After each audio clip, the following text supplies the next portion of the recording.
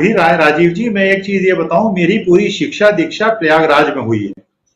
और किसी प्रयागराज वाले से पूछ लीजिए कि स्वराज भवन, आनंद भवन, स्वरूप रानी बख्शी अस्पताल और कमला नेहरू के ट्रस्ट की जो प्रॉपर्टीज इलाहाबाद के अंदर हैं, जो प्रयागराज के अंदर हैं, अगर वो पंडित मोतीलाल नेहरू ने, जवाहरलाल नेहरू ने, इंदिरा गांधी ने देश को दान न की होती, उसकी जो आज कीमत है उसमें 10 नेशनल हेराल्ड राहुल गांधी परिवार खड़ा कर सकता था।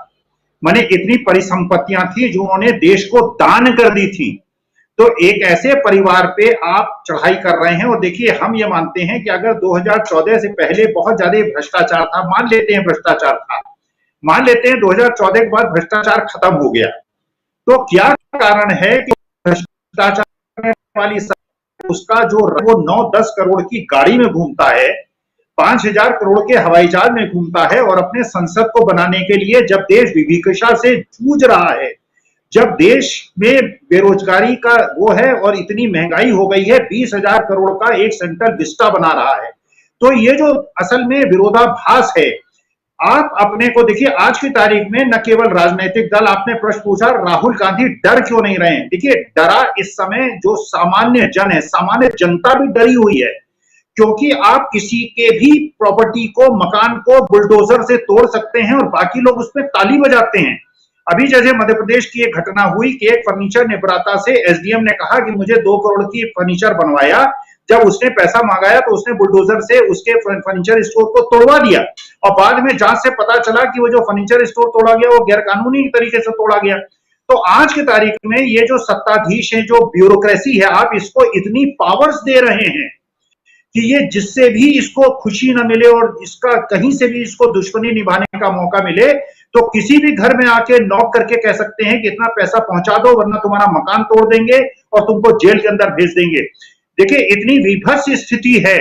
ये बिल्कुल वैसी ही स्थिति है जैसे श्रीलंका में हुआ, जैसे जर्मनी में हुआ, और जैसे तानाशाही के जितने शासन है, और जैसे चाइना के अंदर हुआ था जब थिमन स्क्वायर में उन्होंने जवान बच्चों को टैंकों से रौंदा था। देखिए, वास्तव में भारत की एक जो परंपरा है, हमारी जो सनातन परंपरा है, और जिस प्रकार का लोकतंत्र और सर्वे भवन्तु सुखिनः सर्वे सन्तु निरामया वाले जो हम लोग हैं, हमारी पूरी भावनाओं को ठेस पहुंचा के हमको तानाशाही और एक ऐसा रुद्र रूप एक जनता के पार्ट का, जो 35% जनता है, वो 65% जनता को देशद्रोही करने में जरा भी नहीं हिचकती। वो चाहे कांग्रेस का हो, चाहे सपा का हो, चाहे बीएसपी का हो, चाहे डीएमके का हो, चाहे टीएमसी का हो, चाहे शिवसेना का हो, वो सबको देशद्रोही बता देते हैं। तो ये 35% लोग जो भारतीय जनता पार्टी को वोट देते हैं, ये कहने में नहीं हिचकते। और मेरे हिसाब से दुनिया की जो सबसे बड़ी गाली है किसी देशभक्त को देशद्रोही कहना। और ये 35% लोग 35% अपने ही देश के लोगों को, चाहे वो हिंदू हो, मुसलमान हो, सिख हो, ईसाई हो, अगर केवल सत्ता पक्ष के समर्थक ना हो, उनको देशद्रोही करने में इनको 1 मिनट का समय नहीं लगता। किस प्रकार के भारत का हम निर्माण कर रहे हैं? सनातन परंपराओं को तोड़ दिया है।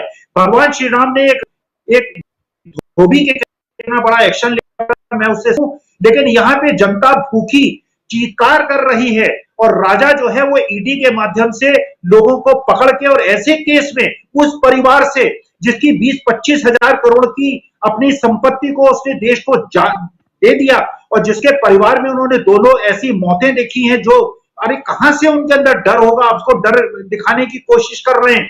बिल्कुल जयप्रकाश नारायण के 74-76 का समय दे, लेकिन जनता इस समय डरी हुई है। जनता का डर अगर निकल गया, जनता परेशान है, जनता त्रस्त है, लेकिन आतंकित है।